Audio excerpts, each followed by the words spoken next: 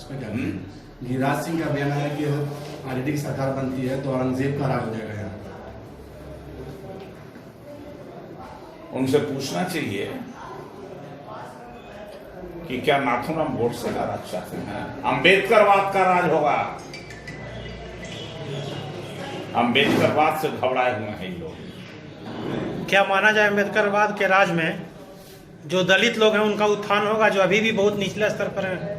अंबेडकरवाद का मतलब क्या है? दलितों का उत्थान होगा। जो आरक्षण है जिसको ये लोग समाप्त कर रहे हैं वो रिस्टोर किया जाएगा। आज के तारीख में दलित, पिछड़े, आदिवासियों, अल्पसंख्यकों का जो आरक्षण था उसको इन लोगों ने धीरे धीरे करके समाप्त कर दिया। अभी मोटे तौर पर देखा जाए तो बहुजन समाज के लिए मात्र 39% आरक्षण है बहुजन समाज के लिए, और शेष सामान्य कोटि के लिए 61% का आरक्षण हो गया। यह है आरक्षण की व्यवस्था। ये लोग क्या बोलेंगे? ये लोग खत्म कर रहे हैं आरक्षण को। जिस दिन आप घबराए हुए हैं इसी से लोग, एनडीए के लोग, जिस दिन दलित, पिछड़े, नौजवान लोग इन बातों को, आदिवासी लोग समझ जाएंगे, एक क्षण भी इनको गद्दी पर रहने नहीं देंगे।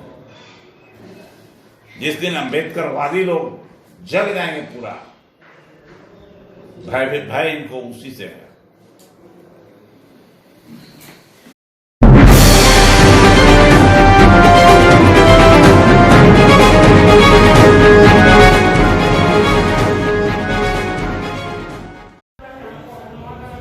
हमारी ओर से बहुत बहुत धन्यवाद। प्रथम चरण का चुनाव समाप्त हुआ बिहार में। 71 सीट पर चुनाव हुआ। 71 सीट की जो सूचनाएं प्राप्त हो रही है तो महागठबंधन की, जिसमें कांग्रेस और लेफ्ट और आरजेडी है, उससे ऐसा प्रतीत होता है कि आरजेडी को अगर इसी रेशियो से आगे भी सफलता मिलते रही तो आरजेडी को इंडिपेंडेंट बहुमत आएगी। 10 तारीख को पता चलेगा, 10 नवंबर को इस रिजल्ट का। जहां तक सवाल है गया का और मगध का, शांतिपूर्ण ढंग से सब चुनाव हुआ। इमामगंज में भी कहीं कोई किसी तरह की वारदातें नहीं हुई। सभी लोग अपना अपना मत दिए। हम इमामगंज, डुमरिया, बांके बाजार के मतदाताओं को अपनी ओर से धन्यवाद देते हैं, और जो उन्होंने अपना रुझान दिखाया है वो रुझान मगध के सभी महागठबंधन सीटों पर जा रहा है, और हम महागठबंधन सभी सीटों पर बढ़त बनाए हुए। अभी देश के जो प्रधानमंत्री जी हैं, लगता ही नहीं कि प्रधानमंत्री हैं। नए नौजवान तेजस्वी यादव पर जिस तरह से लोग हमला कर रहे हैं, एक तेजस्वी यादव और बाकी पूरा एनडीए के प्रधानमंत्री, मुख्यमंत्री सब आके बोल रहे हैं। बताइए, 28 साल का लड़का पर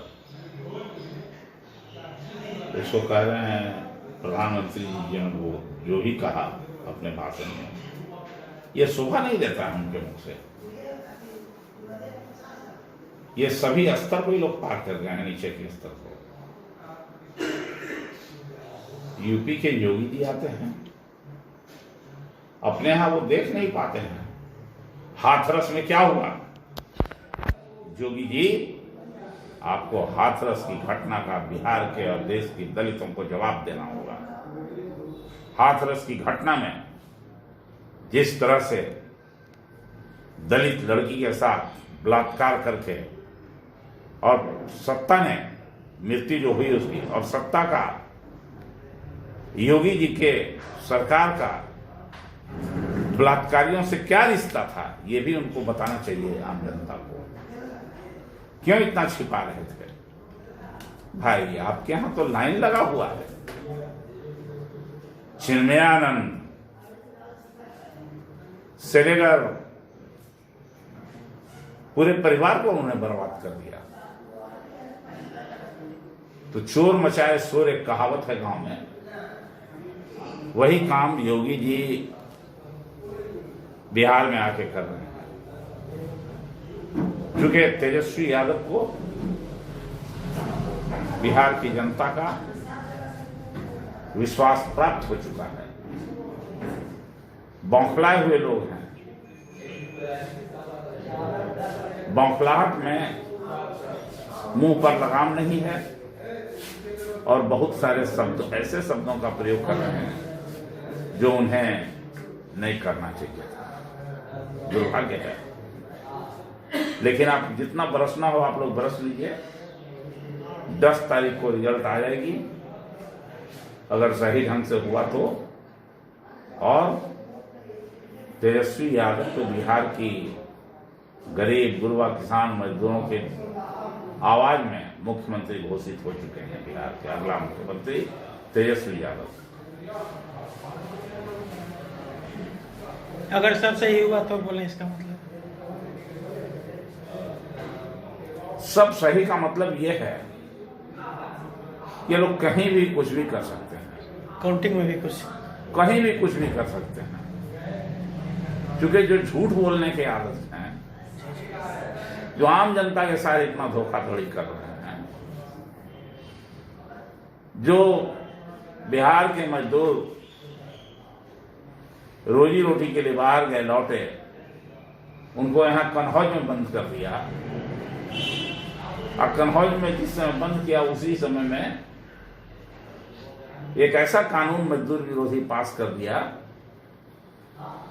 कि मजदूरी कम और काम का घंटा ज्यादा। 8 घंटा का मजदूरी मिलेगा और 12 घंटा काम कीजिए, कमाल करके। तो इस सरकार का क्या करना है? 80 रुपए किलो प्याज हो गया। सरकार को मोदी जी को बताना चाहिए, जोगी जी को बताना चाहिए, बिहार के मुख्यमंत्री नीतीश कुमार को भी बताना चाहिए कि महंगाई क्यों हो गई। ये होर्डिंग करने वाले जो व्यापारी हैं उनसे आपका क्या रिश्ता है? क्या चुनाव में जो 6 हेलीकॉप्टर इनका चल रहा है उसी पैसे से चल रहा है क्या? इसका भी जवाब देना चाहिए।